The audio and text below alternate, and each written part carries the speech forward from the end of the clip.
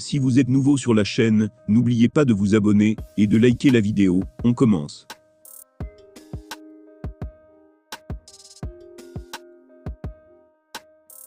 L'ancienne star de l'UFC, Chael Sonnen, ne croit pas que la page Francis Ngannou soit définitivement tournée. Il pense qu'un éventuel retour de Francis Ngannou à l'UFC n'est pas à exclure. Ngannou est actuellement l'un des agents libres les plus importants des sports de combat. Il a quitté la ligue numéro 1 du MMA le mois passé, après qu'un long différend contractuel ait pris fin sans accord. Annonçant la nouvelle lors de la conférence de presse suivant le premier événement de sa promotion en 2023, Dana White a affirmé que Ngannou avait refusé l'offre finale de l'UFC. Et d'après le patron de l'organisation, c'était afin de poursuivre sa carrière en recevant plus d'argent et en faisant face à une concurrence moindre. Ces remarques ont été vivement critiquées, notamment par les anciens champions de l'UFC, Chris Cyborg et Eddie Alvarez. Alors que le premier a souligné les nombreux cas où Dana a utilisé un argument similaire dans le passé, Alvarez s'est moqué de la suggestion qui disait que le roi des poids lourds avait peur d'affronter la compétition à l'UFC.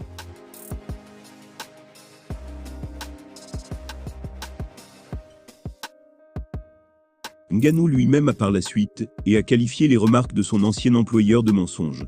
Il a démenti en dévoilant que les négociations avaient échoué en raison du refus de l'UFC de répondre à un certain nombre de demandes, notamment un contrat plus court dans le temps, l'introduction de soins de santé à long terme pour les combattants, et un défenseur des athlètes lors des réunions du conseil d'administration. Les deux hommes partagent différentes affirmations concernant la scission, et Ngannou de son côté affirme que son ancien patron n'a pas été honnête avec son récit. Sonnen, quant à lui, vient avec un autre point de vue. Il ne pense pas que la porte soit fermée pour un retour du Predator à l'UFC.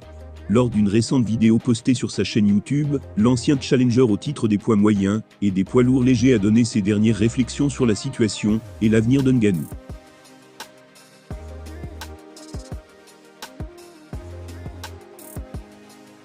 Le discours du grand public semble se tourner vers la boxe, discipline dont Francis a toujours voulu pratiquer. C'était par ailleurs une condition non négociable dans les discussions contractuelles avec l'UFC. Mais selon Chael Sonnen, tout n'est pas encore joué. Il est tout simplement impensable que le Predator s'en aille définitivement de la promotion de MMA numéro 1 au monde. Pour s'expliquer, il a déclaré « Nous sommes dans cette situation, mais je ne crois pas que ce soit fini. Et croyez-moi, je ne vais pas laisser que cette possibilité soit oubliée. Je ne suis pas en train de tourner la page ou de fermer le livre sur l'idée d'un retour de Francis Ngannou.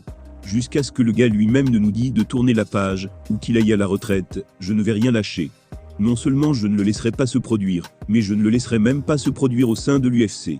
Je pense qu'il est toujours une très bonne option, je pense que c'est une option très viable.